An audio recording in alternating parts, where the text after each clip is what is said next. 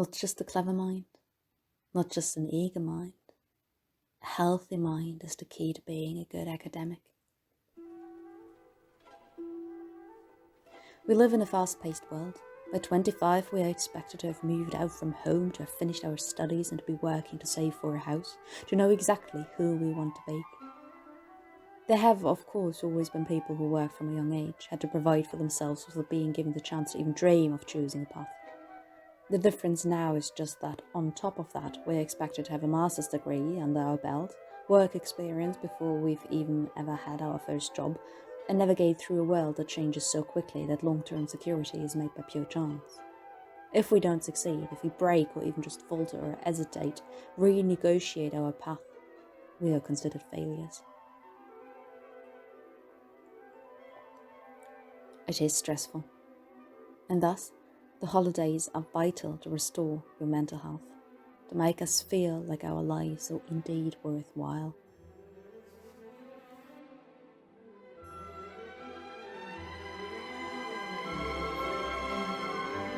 Inspiration.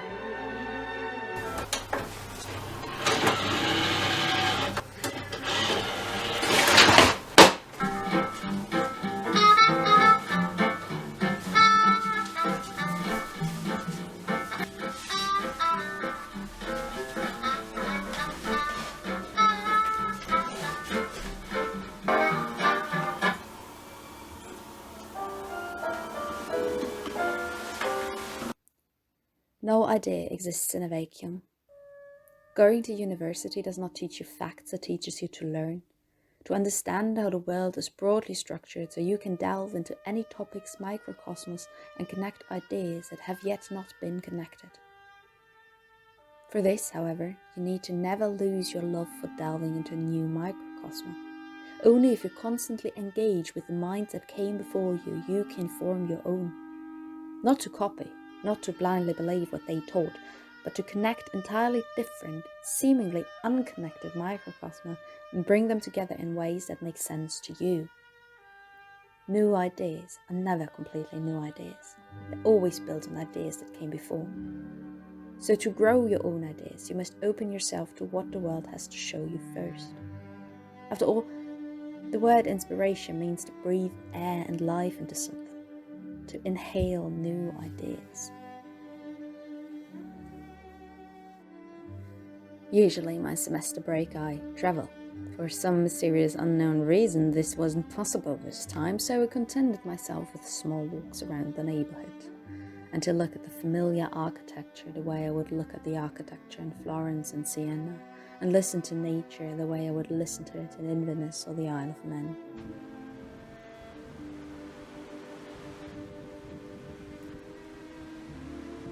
I also read and watched films. Genau hier, wo wir jetzt sitzen. Die Straße war voller Menschen. I enjoy reading in the mornings, when the world is so quiet and my dreams are still closed, and the words on the paper transform into colourful images in my head. I feel the hot Algerian sun on my skin and the desperation of a prison cell.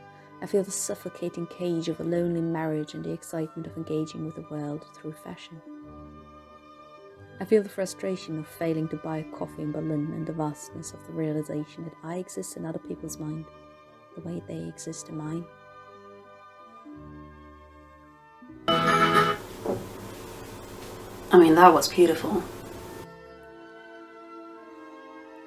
Inspiration means to absorb, to open your mind to new ideas and let them seep in, to engage and ponder, to treasure even those ideas which you don't agree with, because how else are you going to understand them and transform them into something better, something you do agree with, something that is you. Creativity. To contribute others. The same way we have snacked on nature throughout our lives, nature is going to snack on us when we are dead. In a few years already. Our lives are but a speck of dust in the grand scheme of things, and therein lies the beauty, the meaninglessness of life. For if there was a meaning, a purpose, you would have to find and follow it, to excel at it. But as it is, there is no frame, no cadre, and you are free. When you contribute your verse, do not contribute solely something others would want to recite and hear. For yes, you might craft something that is going to outlive you, but will you be there to reap your fruits? Will they have made you happy? Take a breath. What makes you happy? For me, it's writing, it's music, it's making videos, none of which I do particularly well, but that's fine, because I do it because it makes me happy. There's poetry in being an amateur, you know. So don't create to finish something, to produce, to accomplish. Create for the act of creation itself, because fulfillment does not come from counting your achievements on paper, but remembering the moments of getting to those achievements and realizing you were happy then.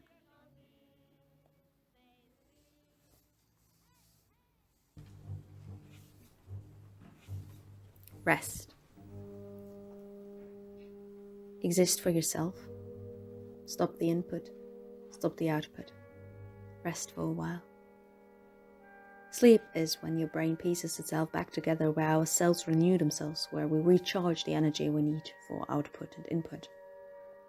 So go on walks, clean your workspace, strengthen and stretch your muscles, laugh with friends, and please, for the love of yourself, sleep.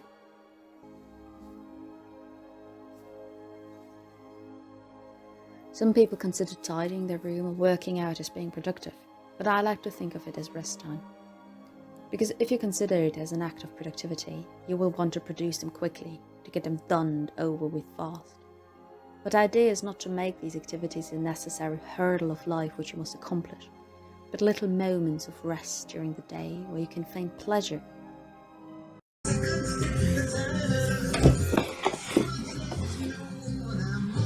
Pleasure in seams aligning perfectly as you fold your sheets, or the teapot in a washing off of your favorite mug, where you can support your body as it's doing so much for you, by giving it a little stretch. After all, the moment you've cleaned your kitchen, it's dirty again. The moment you've folded your laundry, you wear it again.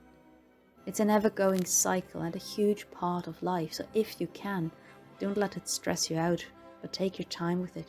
Make it a moment where you rest and exist for just yourself, and relax within the familiar motions of taking care of yourself and your space. And after all this, after following these paths, these ideas, after all this, at the end of March I was still a little bit tired, but I do feel ready for the next semester now. The inspiration made me excited to see what I'll learn next semester and how my newfound knowledge will tie into it. The creation filled my days in ways that I feel like I left a mark in the world, and if not the world as a whole, then at least in my own life. And the rest helped to balance it all out and to appreciate the moments of input and output more.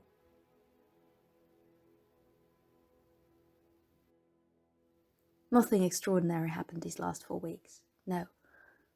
But maybe it really is in the ordinary, done right, that one can find happiness.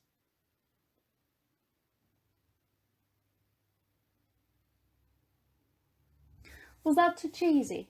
Is this what happens when you read books with a cover like that? Beware, children.